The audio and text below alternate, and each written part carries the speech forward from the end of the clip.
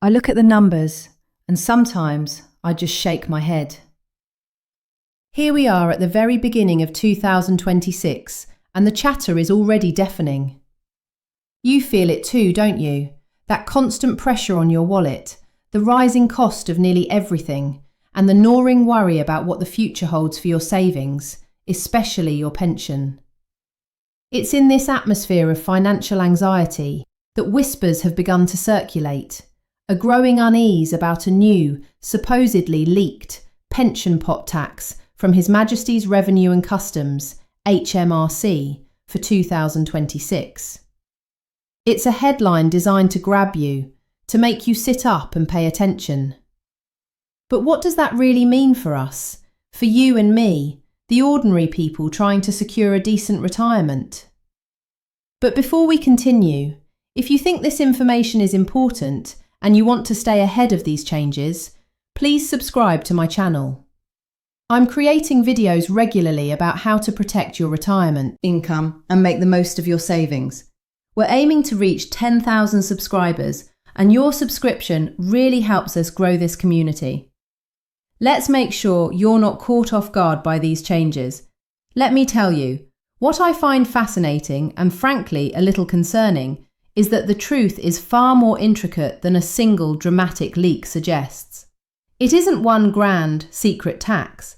Instead, it's a mosaic of profound, interconnected changes, many already announced and legislated, quietly reshaping the future of your retirement. And yes, some of these changes undeniably carry significant tax implications. For years, I've watched as the UK's economic landscape shifted, a relentless tide against the financial stability of its citizens. From the cost of living crisis that still grips so many households, to the subtle erosion of savings through inflation, the struggle is real. Pensioners, in particular, often bear the brunt, navigating a maze of rules and regulations that seem designed to confuse rather than clarify. What I want to explore with you today is not just a rumor, but the very real, impending shifts in our pension system. These are changes that will touch millions, impacting how we save, how we draw our income, and even how our hard-earned funds are traded after we're gone. This isn't about blaming individuals, but understanding the system we operate within. The stakes are incredibly high. For many, a pension pot represents a lifetime of effort, a promise of security in later years. Any change, any new rule, any adjustment to how these funds are taxed or accessed can fundamentally alter that promise. It can turn what was once a comfortable future into one filled with uncertainty and difficult choices. So when you hear about a pension pot tax, I urge you to look closer with me. What are these reforms truly? Who benefits? And who might find themselves facing unexpected burdens? Let's peel back the layers and understand the reality of what is about to unfold in the coming months and years, starting right here in 2026. The sheer scale of the challenge within the UK's pension system is something I find truly staggering. Imagine this. Around 13 million deferred pension pots currently exist, each one worth less than £1,000. Think about that for a moment. 13 million tiny fragments of retirement savings scattered across countless schemes. And this isn't a problem that's going away. Due to the success of auto-enrolment, which brought millions more into pension saving, this number is actually increasing by about 1 million new small pots every single year. It's a testament to good intentions, but it's creating an administrative nightmare and, frankly, a huge inefficiency for savers. These small pots are often forgotten, difficult to track, and expensive for pension providers to administer. For the individual, they represent a lost opportunity, a small sum that could, with consolidation, contribute meaningfully to a larger retirement fund. It's a problem that the government and industry have recognised as unsustainable. This is where the Small Pots Delivery Group comes in, an industry body tasked with finding a solution. They are developing a framework, a pathway, to allow these eligible small pots to be transferred to authorised consolidators. It sounds like a sensible step, a way to bring order to the chaos. However, what you might be surprised to learn is that while the framework is being developed, the actual legislation to make this effective isn't expected until around 2030. That's still years away. So, while the intention is good, millions of small pots will continue to accumulate in the interim, adding to the complexity. Meanwhile, a much more immediate and far-reaching piece of legislation is making its way through Parliament: the Pension Schemes Bill. This bill, which I expect to become law by mid-2026, is a true game-changer. It's designed to tackle underperforming schemes and, critically, to mandate guided retirement for defined contribution or DC schemes. What does guided retirement mean for you?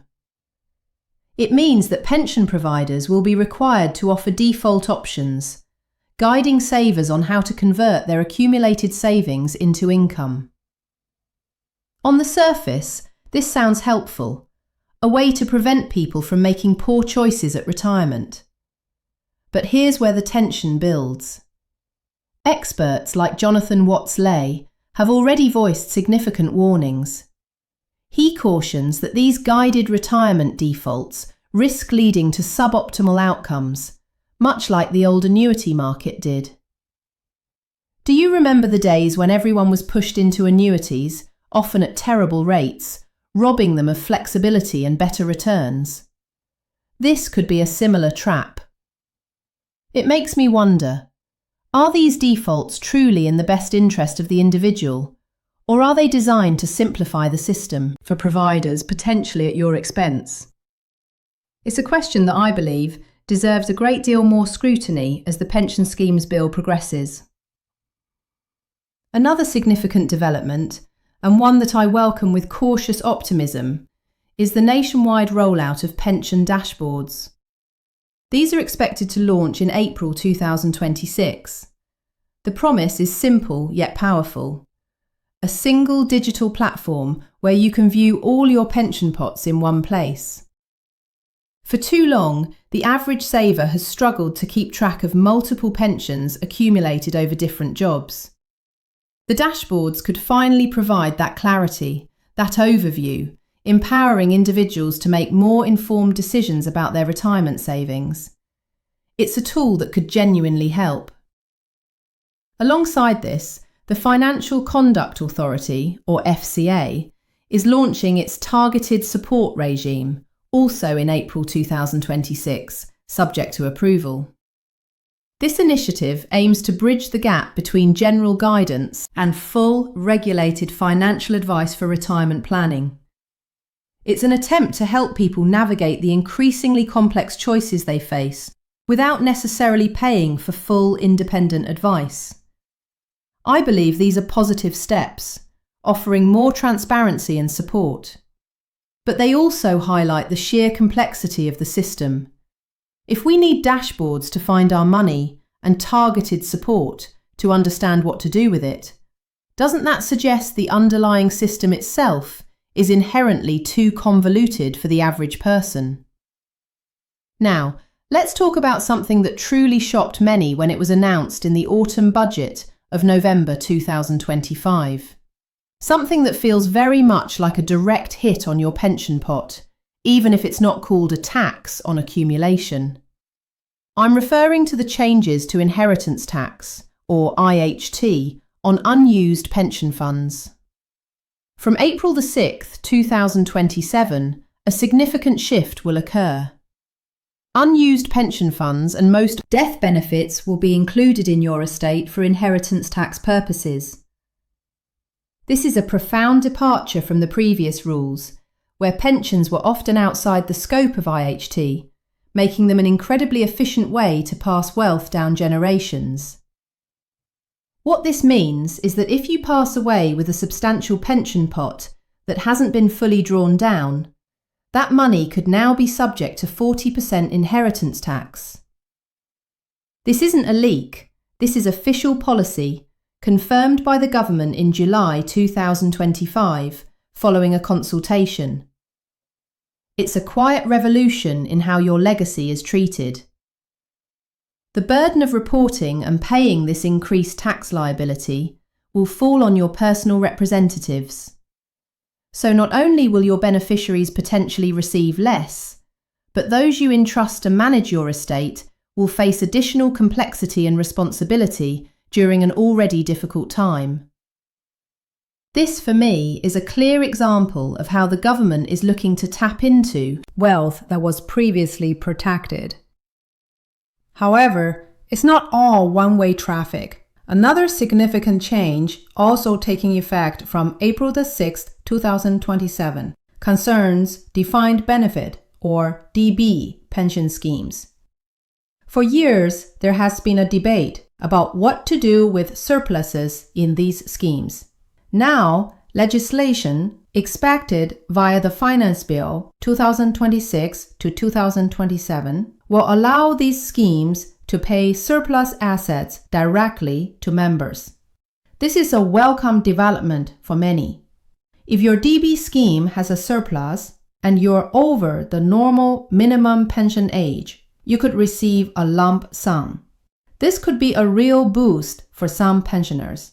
And experts like Paul Kitson, EY's pensions lead, have noted that these surplus rules will enable lump sums to members, aiding negotiation and potentially providing a much-needed financial injection. But, and there's always a but, these payments will be taxed as pension income at your marginal tax rate. So while it's a benefit, it's not a tax-free windfall. It's another example of how the government is ensuring that any flow of funds, whether from your own unused pension or from a scheme surplus, is subject to their revenue collection. The landscape is also seeing the expansion of collective defined contribution, or CDC schemes.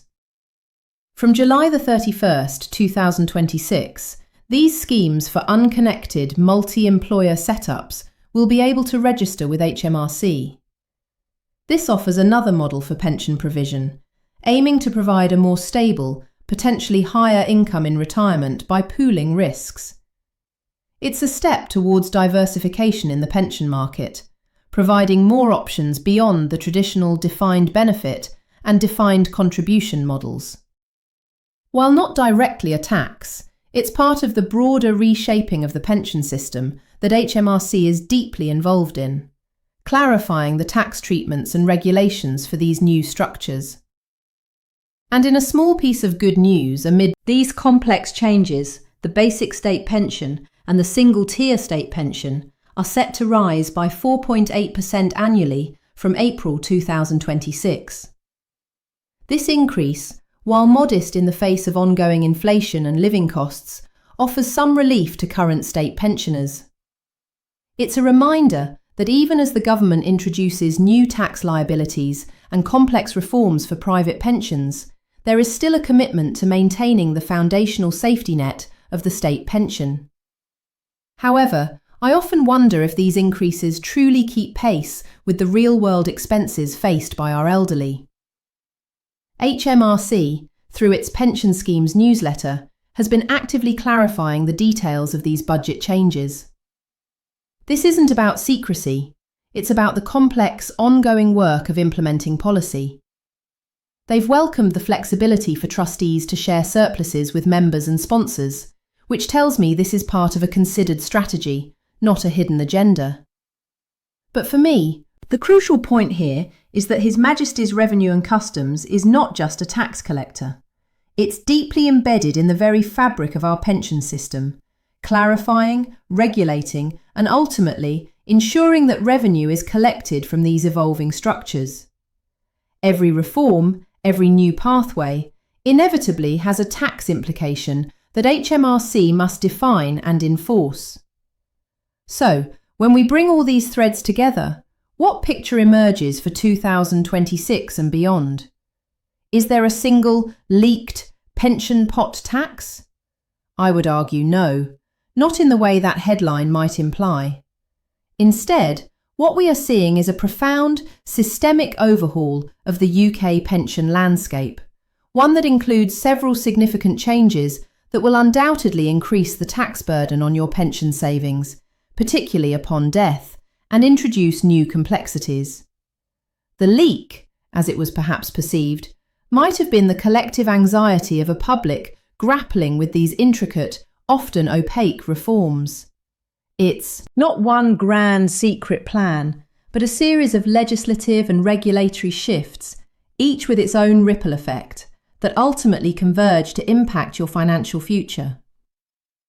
We've talked about the 13 million small deferred pots and the slow, deliberate work of the Small Pots Delivery Group, with full consolidation not expected until around 2030.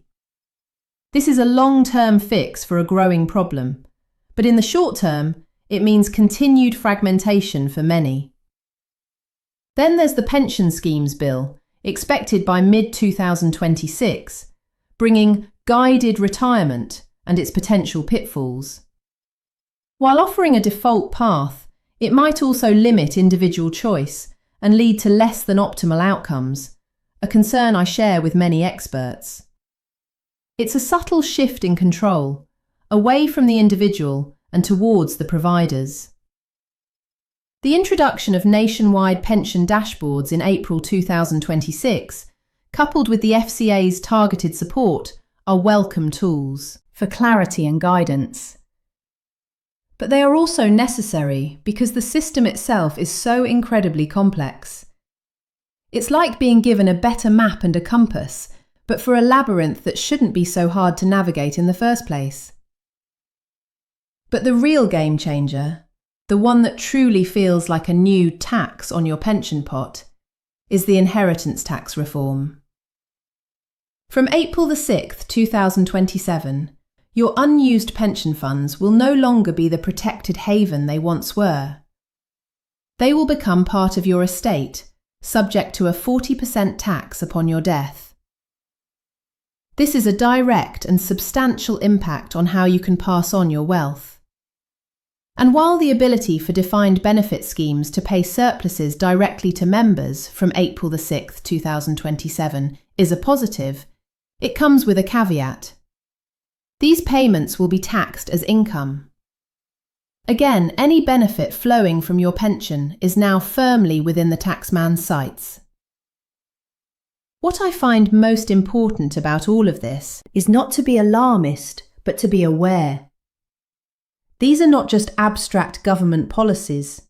They are real changes that will affect real people, impacting their ability to save, to plan, and to leave a legacy.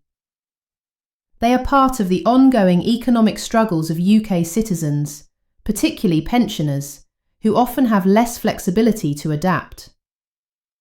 The narrative here isn't one of a single malevolent leak, but rather a story of a pension system under constant revision, driven by economic pressures, demographic shifts, and the government's unwavering need for revenue. HMRC is simply the mechanism through which these policies are clarified and enforced. My personal perspective is this. In an era where financial security feels increasingly fragile, understanding these complex changes isn't just an academic exercise. It's a vital act of self-preservation. You cannot afford to be passive.